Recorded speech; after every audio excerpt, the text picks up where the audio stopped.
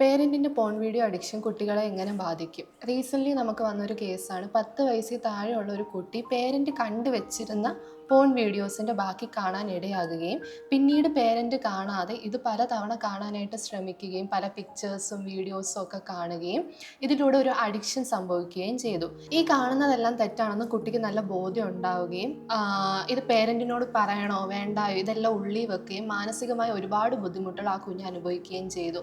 ഈ ഒരു porn video addiction കാരണം മുമ്പിൽ കാണുന്ന ഒരു വ്യക്തിയോടോ അല്ലെങ്കിൽ കുടുംബത്ത് കാണുന്ന ഒരു വ്യക്തിയോടോ കുഞ്ഞിന് സെക്ഷലി ഒരു അട്രാക്ഷൻ തോന്നുകയും എന്നാൽ അട്രാക്ഷൻ തോന്നുന്ന അതേ സമയം തന്നെ ഇത് തെറ്റാണ്, ഇത് ചെയ്യാൻ പാടില്ല എന്നൊരു ബോധം ആ കുഞ്ഞിന് ഉണ്ടായിരുന്നു. അങ്ങനെ ഇത് അമ്മയോട് സംസാരിക്കുകയും ഒരുപാട് തരത്തിലുള്ള ബുദ്ധിമുട്ടുകൾ പേരൻറ്റും കുഞ്ഞും അനുഭവിക്കുകയും നമ്മളെ വന്ന് അപ്രോച്ച് ചെയ്യുകയും ചെയ്തു.